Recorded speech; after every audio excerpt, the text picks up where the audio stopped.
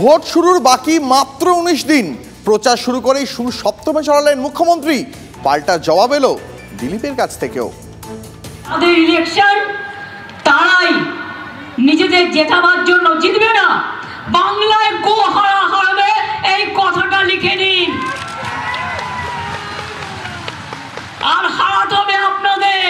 আমরা 2 থেকে 18 হলাম, উনি 34 থেকে 22 হলেন। এরপর আরও যদি 12টা কমে যায় না, তখন সরকারও পড়ে যাবে, আর কোনো নেতাকে খুঁজে পাবেন না সঙ্গে। লক্ষ্মীর ভান্ডার তুমি কার? হ্যাঁ, এমন প্রশ্নই উঠছে, কারণ তৃণমূল বিজেপির বাকযুদ্ধ, মুখ্যমন্ত্রীর আক্রমণ, পাল্টা কমিশনের নালিশের হুমকি সুকান্তর। মোদিকে এখন ঝুটা কথা বলতে হচ্ছে। বিজেপি পার্টি দেয়াল লিখছে লক্ষ্মীর ভান্ডার দেবো 3000। আমি বলি আগে 100 দিয়ে দেখা, দিসনি কেন এতদিন? আর লক্ষ্মীর ভান্ডার তোদের নয়, এটা রাজ্যে, এটা আমাদের করা, এটা তোমাদের করা নয়। তুমি দেবে কোথা থেকে? এটা পিওরলি যে নির্বাচন যে বিধি, সেই বিধির উল্লঙ্ঘন। এটা উনি করতে পারেন না, উনি বিধি উল্লঙ্ঘন করেছে। আমি রাজ্য নির্বাচন কমিশন, কেন্দ্রীয় নির্বাচন কমিশনের কাছে জানাবো, ওনাকে যেন ভোট প্রচার থেকে বিরত রাখা হয়, বা কেন্দ্রীয় নির্বাচন কমিশনের সিদ্ধান্ত নেয়, উপযুক্ত সিদ্ধান্ত নেয়, নিয়ে এদের কন্ট্রোল করা উচিত। তাহলে ভোটের সময় মানুষকে লোভ দেখিয়ে ভোট নেওয়া, এবং এই লক্ষ্মীর ভান্ডার যদি টাকা উনি নিজের রাজস্ব থেকে জোগাড় করতে পারতেন, আমরা খুব খুশি হতাম। রাজস্ব থেকে জোগাড় করতে পারছেন না, লোন নিচ্ছেন, ঋণ করছেন, সেই ঋণ তো শোধ করতে হবে আমাদেরকে। ভোটের মুখে সিএএ কার্যকর করেছে কেন্দ্র, আর তা নিয়ে রাজনীতির টক্কর হবে না এমন হয় নাকি?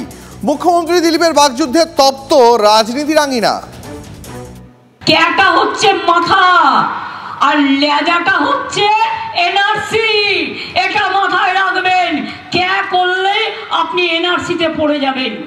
বিজেপির যারা লোকসভা ভোটে দাঁড়িয়েছে, বলুন সবাইকে ক্যাতে অ্যাপিল করতে, যেই করবে বিদেশি হয়ে যাবে, দাঁড়ানো হবে না, দাঁড়ানো হবে না। উনি অনেকবার ভয় দেখিয়েছেন, মানুষ ওর কথায় আর বিশ্বাস করে না। লোক মোদির উপরে বিশ্বাস করে, কারণ মোদির গ্যারান্টি আছে।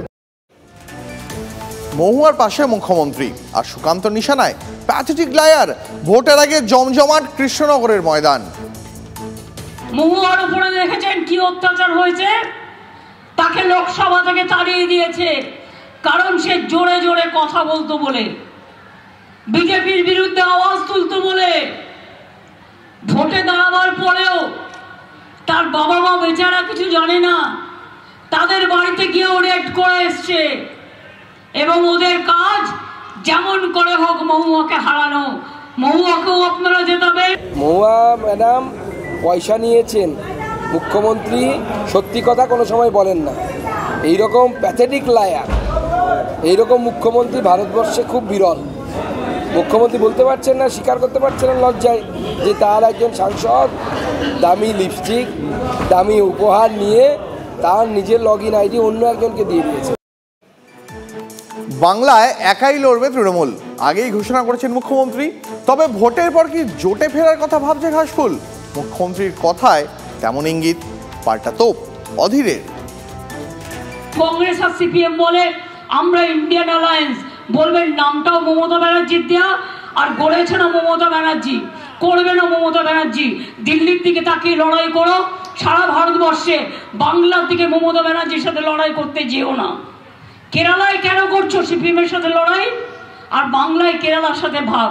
আমরা কিন্তু এটা করি না। সিএম ইন্ডিয়া জোট পালিয়ে এসছে, মোদির ভয় সবাই জানে। এটা কেজরিওয়াল মোদিকে ভয় করেনি, তাই ইন্ডিয়া জোটে আছে। তার বিরুদ্ধে ইডি সিবিআই হামলা হয়েছে, সে এখন জেলে। দিদি জানে আমার খোকাবাবু যে পরিমাণ লুট করেছে, আমার ঘরে যে পরিমাণ কালো টাকা আছে, ইডি সিবিআই মোদি লাগালে আমার জীবনে বিপদ আসবে। তাই আগেভাগে ইন্ডিয়া জোট ছেড়ে মোদির জোটে সামিল হয়ে মোদিকে খুশি করতে লেগে গেছে। নুসরাতকে সরিয়ে ভূমিপুত্র হাজী নুরুলকে বসিরহাটের প্রার্থী করেছে তৃণমূল। বিজেপির বাজি, আন্দোলনের মুখ রেখা। দুই প্রার্থীর বাকযুদ্ধে তাচ্ছে সন্দেশখালীর মাটি। ভুল বোঝানো হয়েছে, উনি তো আর এসে দেখেননি, ওনাকে ভুল বোঝানো, যা রিপোর্ট করা সেই রিপোর্টের উপরে ভিত্তি করে পড়েছে। ভারতবর্ষের সব জায়গায় নারী জাতি সুরক্ষা থেকে পশ্চিমবাংলায় গ্যামিক ছিল, ওটা পরিকল্পিতভাবে করা হয়েছে। মানুষ আমাদের সাথে আছে, মমতা ব্যানার্জির সাথে এসে প্রমাণ হলো আজকে যে মা বোনের সম্মান হারিয়েছে, সেই মা বোনেরাই প্রমাণ। তাই ওনার এড়িয়ে যাওয়ার কোনো রাস্তাই নেই। উনি দুদিনের জন্য এসে এড়িয়ে যেতেই পারেন। উনি আজকের মানুষের কাছে নিজের প্রচার করার জন্য বা নানান রকম বানিয়ে বলতেই পারেন। ওনারা নিজেদের মতো নিজেরা মন গড়া গল্প অনেক দিন থেকেই বলছেন। নিজের ঘরের মা বোনের যদি সম্মান যেত তাহলে আর এই কথাটা বলতে পারতো না। আর যদি নিজের ঘরের মা বোনকে তাহলে ছেড়ে দিয়ে দেখতেই পারতেন, মিটিং মিছিলে যেতে দিতে পারতেন। আর যে টিএমসির সাথে হাত মিলিয়ে অন্যের ঘরের মা বোনকে রাতের অন্ধকারে তুলে নিয়ে গিয়ে তাদের সম্মান নষ্ট করে, এখন নিজের ঘরের মা বোনের তো সম্মান নষ্ট হয়নি, ওই জন্যই বুঝতে পারছেন না। আর ওনারা তো শেখ শাহজাহানের এক রূপ, তো ওনারা কি মনে করবেন? ওনারা তো এটাই বলবেন। প্রচারে বেরিয়ে কি বিপাকেই না পড়তে হলো কীর্তি আজাদকে। গোষ্ঠী কোন্দলে মন্দিরে ঢুকে কোনো রকমের রক্ষা, আর এ নিয়ে দিলীপ ঘোষ খোঁচা দেবেন না, তেমন হয় নাকি? आपस में कर्मी में अति उत्साह है, सब कोई अपनी तरफ से स्वागत करना चाहते हैं। उसी में कोई पहले करना चाहता था, कोई बाद में करना चाहता था। लड़ाई झगड़ा झंझट नहीं है, अति उत्साह, प्रेम, दीदी के लिए मन में सम्मान, उसको लेके कर्मी जा रहा था कि हम पहले करें, बस झगड़ा नहीं था। একটাই বলবো, আগে পার্টি সামলা, তারপরে দেখবি বাংলা। আর টিএমসি ঝামেলা মেটাতে ভোট পার হয়ে যাবে। উনি আমাকে ধমকি দিচ্ছেন, চমকি দিচ্ছেন, ওনার পার্টির লোকে তারা সামলান। ভোট তো দুর্গাপুর বর্ধমান দুর্গাপুরের লোক দিয়ে দেবে, সে কাকে দেবে সেটাও তারা ঠিক করে রেখেছে। এই ধরনের বহিরাগত আর এরকম উৎপাতিয়াদের তারা ভোট দেবেন। কীর্তি আজাদ আপনাকে আজকে বলেছেন যে অভদ্রতা করছে, পাগলের মতো মনেদের হাত থেকে রাখি বেঁধে মহিষাসুর বধের শপথ নিলাম। ওকে বাংলাকে জানতে বলুন, ও কি বলছে বাংলার লোক বুঝতেই পারছে না।